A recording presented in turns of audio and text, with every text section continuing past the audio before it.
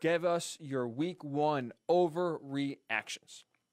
So speaking of which, one of them I just kind of mentioned before that to me was an overreaction was that Tom Brady was washed up. Tom Brady stinks. He's done. It's not going to work out in Tampa Bay. And watching that game yesterday in New Orleans, obviously, they lose by 11. Saints look good. They kind of carry away. They win 34-23. Tom Brady's stat line, 23 of 36, 239 yards. He threw for 2 touchdowns, but also threw 2 interceptions, including a pick six. Obviously, a lot of criticism towards Brady, a lot of social media really just enjoying the fact that Tom Brady didn't look good. Tom Brady struggled, and the Buccaneers lost. But to me, I watched that game, and I was at work, so I had kind of one eye on the game, one eye on work. Listened to some of the game on the way home, the second half on the way home. Then I got home, rewatched the game, and then rewatched a few throws after that just to make sure I wasn't going crazy. And I even texted one of my buddies, Cody. If you are a fan of 2020 Apocalypse, you know Cody as well. Finished in 4th place. He was very confident and a very fun personality to have on the show. One of my former roommates at Penn State. Cody's a diehard Buccaneers fan. Diehard. From day one that I met him.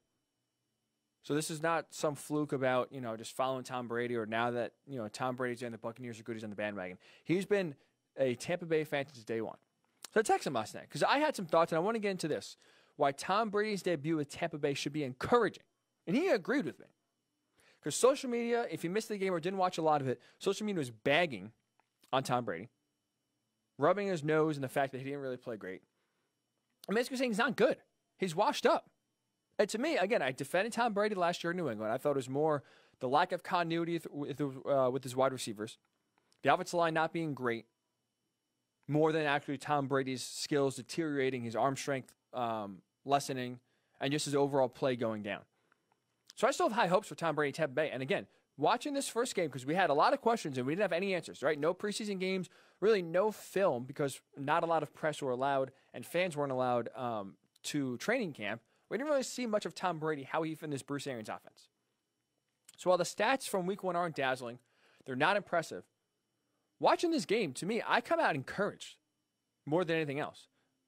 I'm buying the Buccaneers more after week one in a loss by 11 to the Saints than I am right now than I was maybe this time last week. I'm bought in. I think this was going to be a legitimate team, and here's the first reason why. What were the realistic expectations for Tom Brady in this first game? All right, first time in 2 decades, he's with a new team, with a new offensive coordinator, essentially. I know Josh McDaniels left for a little bit, but you get the point. First team in a brand new system. So he's learning the new offense. He's trying to get used to the new wide receivers without an offseason, by the way. That's tough enough as it is for a guy going from 2 decades with one team to a brand new team at the end of his career, trying to get on the same page with his receivers, trying to understand the offense, and trying to basically undo everything he learned in New England to redo and kind of reprogram himself to fit with that Tampa Bay and the Bruce Arians offense.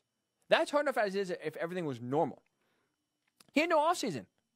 This is a guy who is breaking rules. He's illegally practicing with receivers to try to get his timing down because he knew it's going to be tough. It's going to be tight. And he's going from a dink and dunk offense, which is essentially what that offense in New England was, right? They really didn't push it down the field much outside of maybe, let's say, 2007 with Randy Moss. But they killed you in the middle of the field, crossing patterns, out routes, curl routes, timing routes. That's what this New England offense was.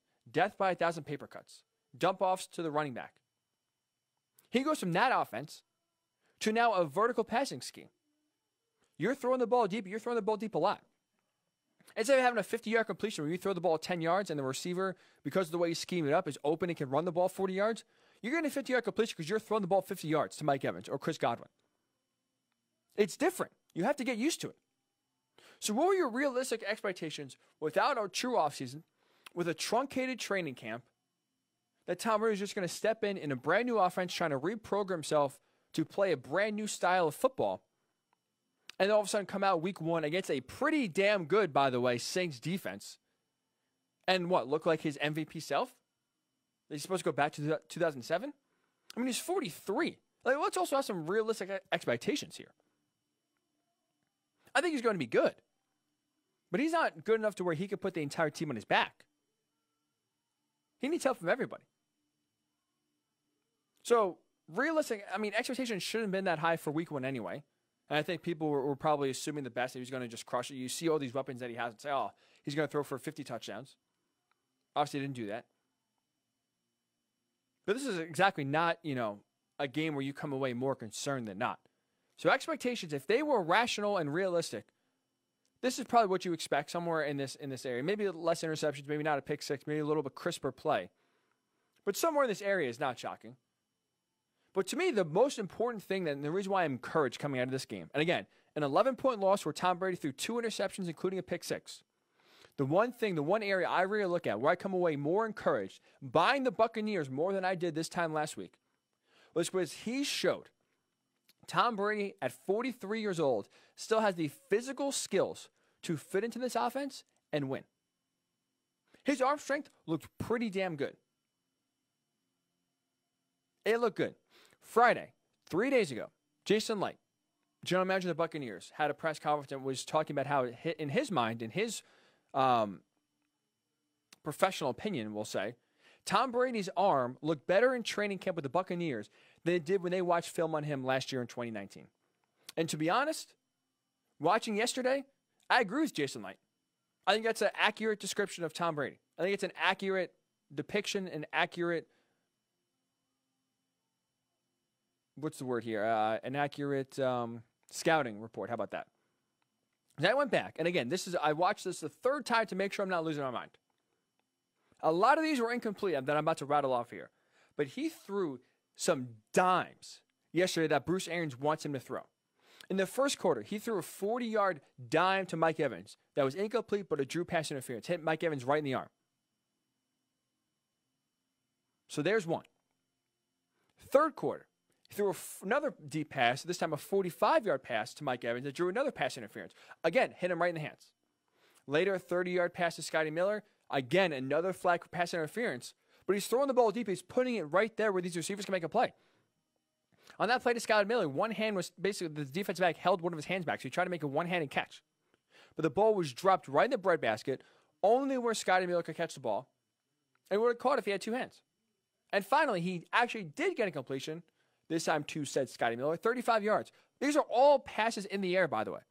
So he's throwing 40-yard bombs, 45-yard bombs, 35-yard bombs in the fourth quarter, and he's throwing them on the money. He's completing them. Or would have completed them, I should say, if there wasn't, defensive pass interference, which 3 of these 4 calls were. But he has the arm talent and the accuracy to make the throws Bruce Arians wants him to make. I understand only one of them went down for a completion on the stat sheet. But if you actually watch the throws he's making, the talent is still there. The touch is still there. He threw a few 15, 20-yard passes with perfect touch, just over the defensive back, just short enough so the receiver can make a play, catch the ball, and not have the defensive back come over the top and break it and not get away.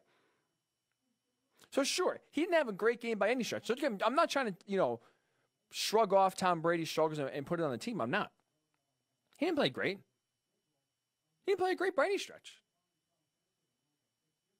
But he showed enough. He showed he still has the talent to be really good and really potent in this Bruce Arians offense, in this Tampa Bay vertical passing scheme. Now, if the offensive line continues to struggle the way they did yesterday, they're in trouble. I mean, you have a 43-year-old quarterback who never was mobile to begin with, and you want to have these deep passing routes that take time, you got to be able to protect. Donovan Smith, I love Donovan Smith. Penn State guy. Not the best game yesterday. Not what you want your left tackle to be doing. But to me, watching some of these throws, looking at the accuracy, the arm strength, Tom Brady still has a lot left in the tank.